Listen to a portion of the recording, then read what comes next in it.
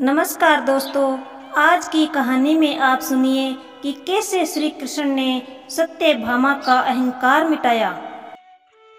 श्री कृष्ण भगवान द्वारका में रानी सत्यभामा के साथ सिंहासन पर विराजमान थे। पास ही गरुड़ और सुदर्शन चक्र भी बैठे थे। तीनों के चेहरे पर दिव्य तेज झलक रहा था। बातों ही बातों में रानी सत्यभामा ने श्री कृष्ण से पूछा कि हे प्रभु, आपने त्रेता युग में राम के रूप में अवतार लिया था, तब सीता आपकी पत्नी थी। क्या वे मुझसे भी ज्यादा सुंदर थी? द्वारकाधीश समझ गए कि सत्यभामा को अपने रूप का अभिमान हो गया है। तभी गरुड़ ने कहा कि भगवान, क्या दुनिया में मुझसे भी ज्यादा तेज गति से कोई उड़ सकता है? इधर सुदर्शन चक्र से भी रहा नहीं गया और वो भी कह उठे कि भगवान, मैंने बड़े बड़े युद्धों में आपको विजयश्री दिलवाई है। क्या संसार में मुझसे भी ज्यादा शक्तिशाली कोई है?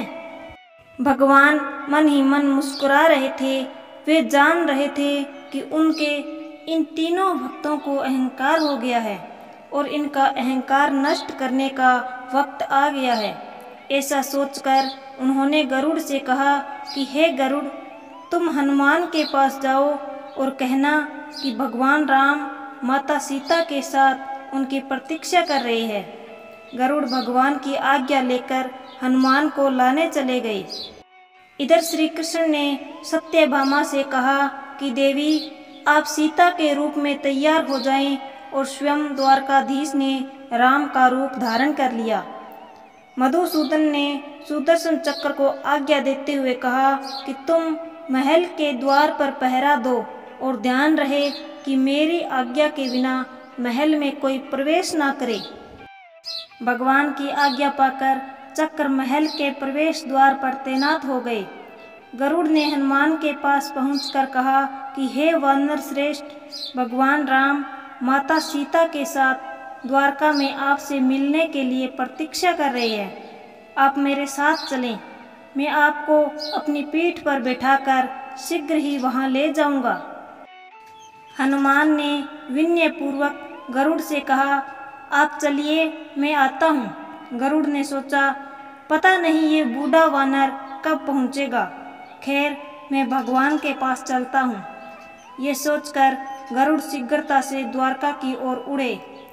पर यह क्या, महल में पहुंचकर गरुड़ देखते हैं कि हनुमान तो उनसे पहले ही महल में प्रभु के सामने बैठे हैं। गरुड़ का सिर लज्जा से झुक गया। तभी श्री राम ने हनुमान से कहा कि हे पवन पुत्र, तुम बिना आज्ञा के महल में कैसे प्रवेश कर गए? क्या तुम्हें किसी ने प्रवेश द्वार पर रोका नहीं?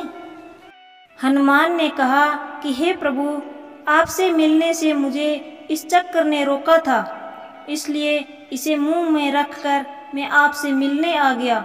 मुझे क्षमा करें। भगवान मन ही मन मुस्कुराने लगे। हनुमान ने हाथ जोड़ते हुए श्री राम से प्रश्न किया, हे प्रभु, आज आपने माता सीता के स्थान पर किस दासी को इतना सम्मान दे दिया कि वो आपके साथ सिंहासन पर विराजमान है? अब रानी सत्यभामा का अहंकार भंग होने की बारी थी। उन्हें सुंदरता का अहंकार था जो पल भर में चूर हो गया था। रानी सत्यभामा, सुदर्शन चक्र व गरुड़ जी तीनों का गर्व चूर चूर हो गया था। वे भगवान की लीला समझ रहे थे। तीनों की आंखों से आंसू बहने लगे और वे भगवान के चरणों में झुक गए। अद्भुत लीला है प्रभु की। अपने भक्तों के अहंकार को अपने भक्त द्वारा ही दूर किया उन्होंने।